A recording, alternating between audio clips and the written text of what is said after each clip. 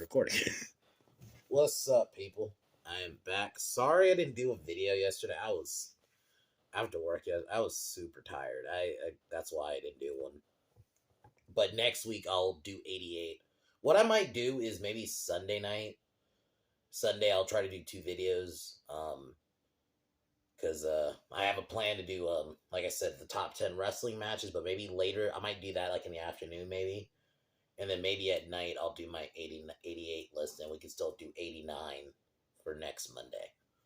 So, but today we are doing the last Roger Moore Bond movie, A View to a Kill.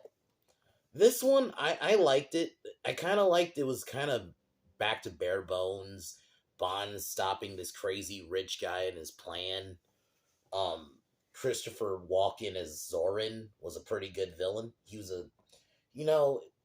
he stood out. I mean, his plan is basically just to destroy Silicon Valley so he can become the main maker of microchips, but it worked, and I love how 80s this one is. This one is, because this was 85, so we're full on, like, 80s now. But Moore, I thought, this was a solid last performance. Obviously, maybe going in, they didn't plan on it being Moore's last one, but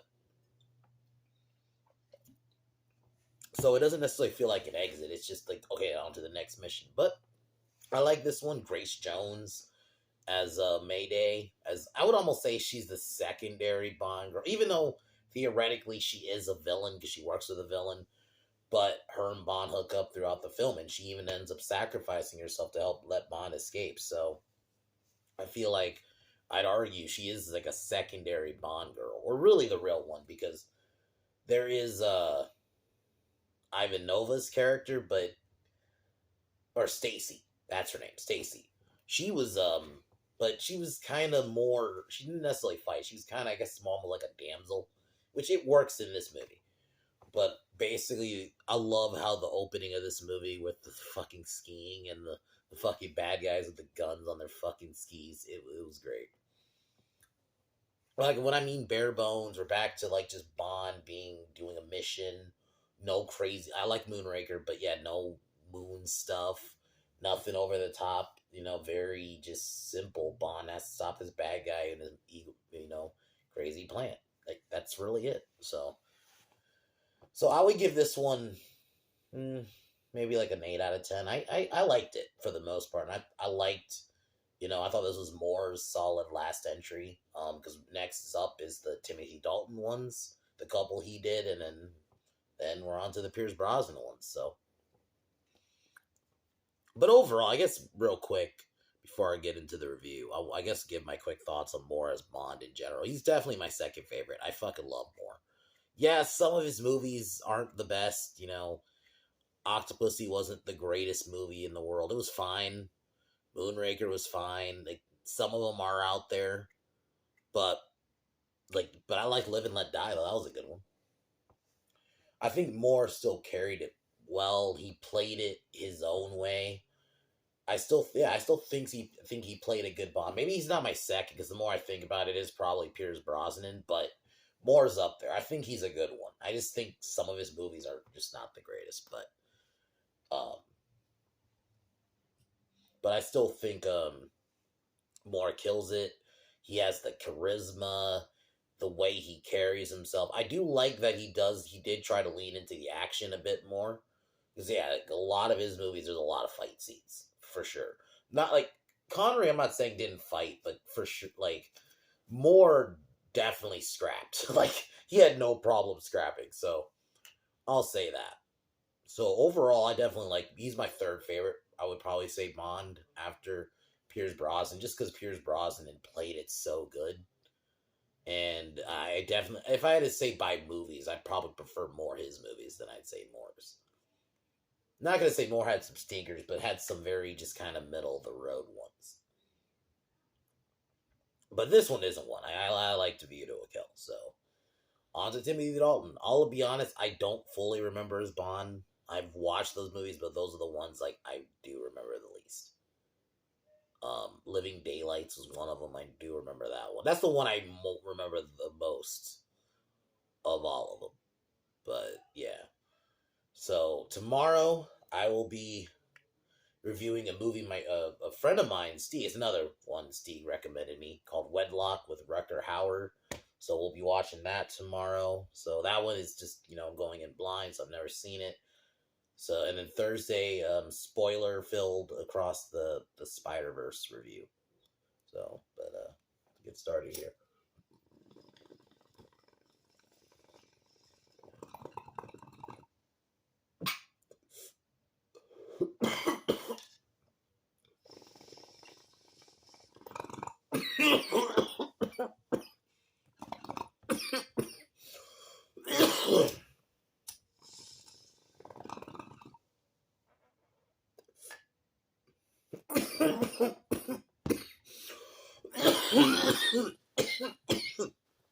So the movie starts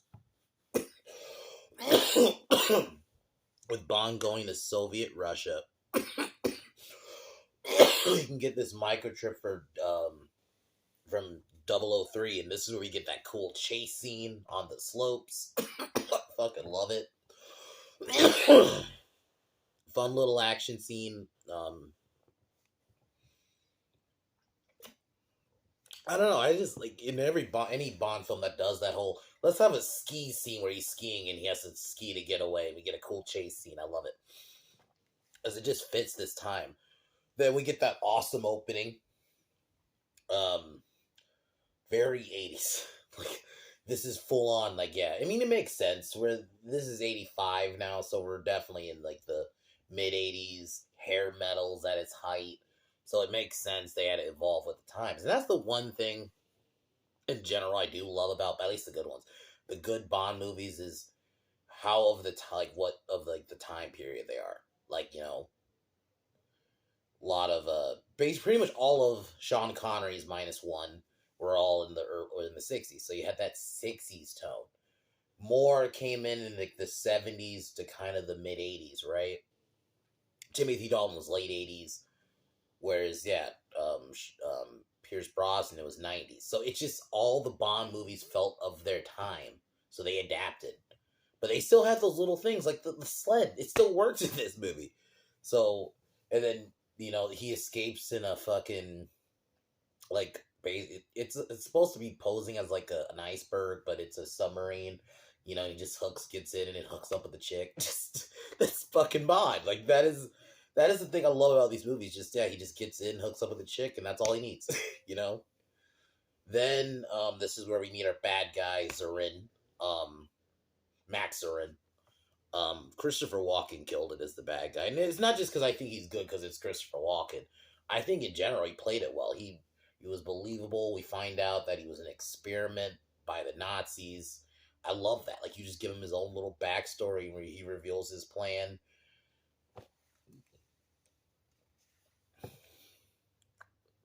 As initially he races horses as almost like a front in a way, where his real plan is he wants to basically get rid of Silicon Valley so he can become the sole owner of a microchips. So I just love it. It's a little over the top, but it works. And Christopher Walken played it so well, and he was a good foil to Roger Moore, I thought. So he might be my favorite. If I had to rank, if I had to say like off the top of my head, my favorite Roger Moore villain of his movies, it might be Christopher Walken. I thought he killed it. He's definitely the one that I felt like stood out the most, and not just because I'm saying it, because I really like Christopher Walken. I think just of the villains, he did kind of stand out. So, um, So this is where we get like a racehorse scene with Bond because he has to go undercover, which I love those moments in the movie where he's undercover. Um, like even in like the race, they try to like assassinate him. Bond just gets out every time, and this is where we meet Stacy, who I think she's an agent. Stacy Ivanova, I think is her name. Um, Bond has to help her get her out because she tried to steal Oh, we also find out that Max used to work for the KGB, and they even confronted him about trying to kill Bond because they said, "Hey, we didn't tell you to assassinate." Because basically, find out he went rogue and went on his own. So that's really what happened. He was, yeah. So I like General Google. I could be butchering this, but Google or Google, not Google, not Google. I know that Google. I'm just gonna say that. I thought he was solid for the little bit you see of him. I just like those little details where they do try to give the bad guy like a bit more of a backstory, but not harp on it. Like we kind of have an idea what happened to Max Zarin, like how he's this science experiment and he worked with this KGB and he went rogue. Simple, but you don't harp on it, and we don't like have to show a scene of him doing that. They're just like, all right, this is his quick backstory. This is what happened, and yeah. So, Mayday, played by Grace Jones, she's definitely one of the best Bond girls. I know she is a villain or supposed to be, but I mean, even the scene where Bond breaks in his house, which I'm gonna get to right now, she is fucking her. It's so good, but yeah, I thought she was great as I guess I'll say more somewhat antagonist turned protagonist towards the end. But she was a great Bond girl. I do look at her as a Bond girl. She was great. Carried herself well. She was believable. And gas, there were strong black women in 1985 and they didn't have to fucking virtue signal about it. They just were in a movie. She was in a movie and she was good and she was believable. She looked like she could kick your ass. There's a scene where she just lifts a dude, fucking military press style, and just, oh, okay. I just accept. None of us like questioned it or anything. It's just like, okay. So yeah, I thought she was great. So yeah, Bond breaks in because her introduction is her and Max kind of sparring. But then yeah, Bond breaks in along with Tibbet, who is a undercover cop, I think, cop or agent, one of those, detective, who's also investigating Zarin. I thought he was a cool character. I love Bond having little kind of characters that he interacts with that are like allies throughout the film. So yeah, he helps him break in. Unfortunately, Tibbet ends up dying. I don't think it was at this scene. It was a scene later, but yeah, he ends up dying. I'm just gonna say it now. This is where Mac Bond hooks up with fucking Maid. I fucking love that scene. Just ends up like she's investigating him, like looking for him, and then he just fucking her. It's so good. It's like that's fucking Bond, man. Like that's the sidebar. It's so sad that Hollywood cannot do Bond right. I haven't watched the newest one, and I heard it was absolute dog shit. But they just made Bond, this weepy fucking crybaby. It's like, why? What happened to this charismatic man who fights for his country, who is a ladies' man, who's just trying to do the mission? What happened to that guy? Then Bond is one of those franchises I feel like it's super fucking easy. Just get some cool tech, get a hot chick who's believable, who also can be a believable badass, and get a good actor to be Bond. Holy fucking shit. It's not complicated. Like, just watching these old Bond movies, I'm like, you're telling me in 2023 you can't do a really good Bond film? And, I know everyone says Henry Cavill. I'm for Henry Cavill being Bond too, but I'm like, he's probably the go-to choice. Because my idea is you get Henry Cavill, you get Gal Gadot to be the Bond girl. Fucking hell, it's right there. Or even get Eva Green again. I'd be cool with that. Like, there's a couple out there, like, and then just get some cool tech in 2023. You could do that and have it actually look great, at least on a visual level. Just maintain that old Bond tone. It is okay. So I just had to get my rant off about that because it's just Bond should not be hard. It's like to an extent it's almost like Friday the 13th. It should just be fucking easy. Just get the little tropes right, and yeah, you got a Bond film. Get a really good actor to be the villain, yeah, and then have a memorable henchman. Fucking Jaws. He's not even the main villain of those movies. He's the henchman. He's often remembered, fucking even over the actual villain of that movie. So yeah, get a good actor to be the villain, and then a good actor to be like the henchman. Anyway. I'm gonna take a hit and then I'll get back to the fucking movie.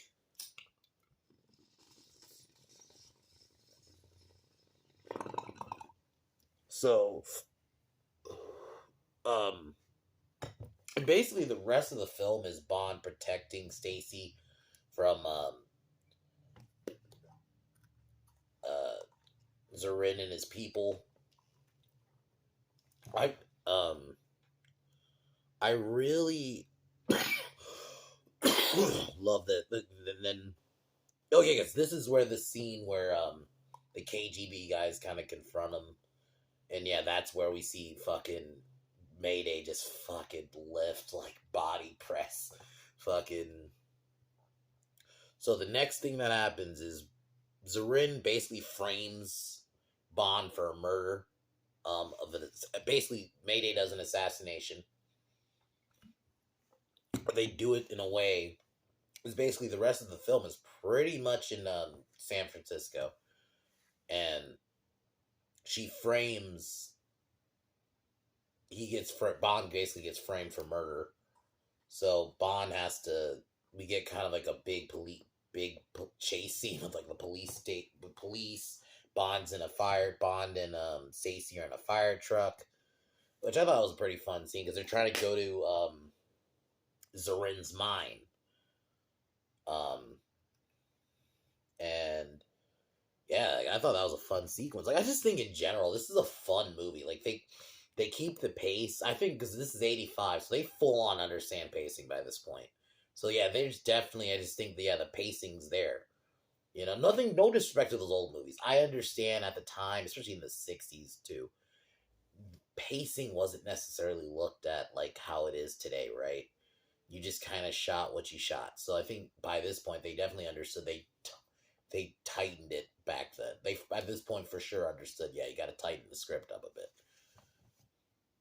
So they end up getting to the mine. We get a big action sequence. Unfortunately, this is where Zarin, yeah, he pretty much blows the mine, and um,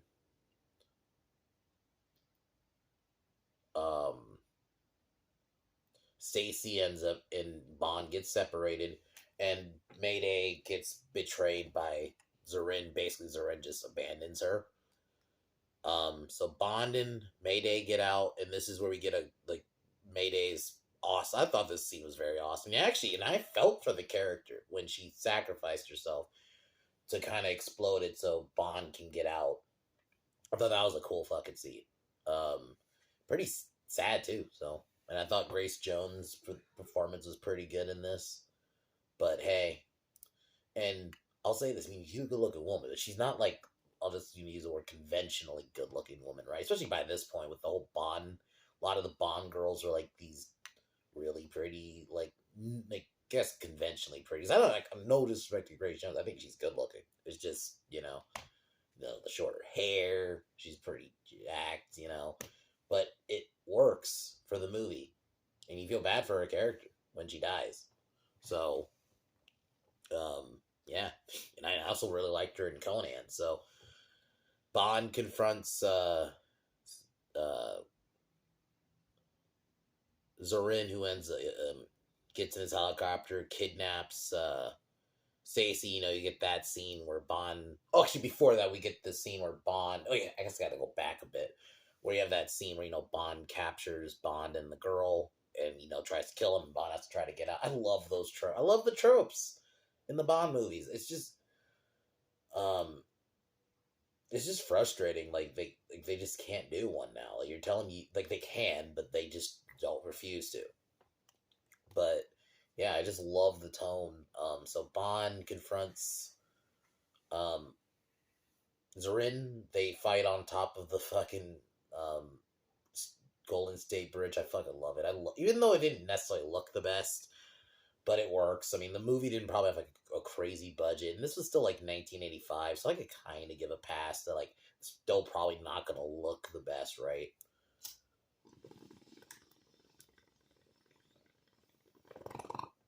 But Bond ends up killing Zarin because Zarin falls off, or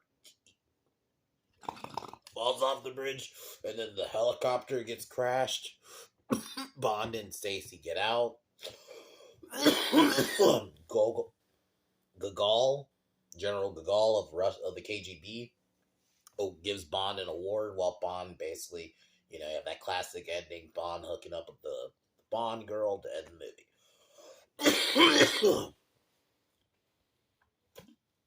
I love this movie. It's a fun one. It's a fun ride. Solid last entry for Roger Moore. I really love his Bond. I love the way he played it, So, interested to see Timothy Dalton, because I actually really do like him as an actor and other stuff. So,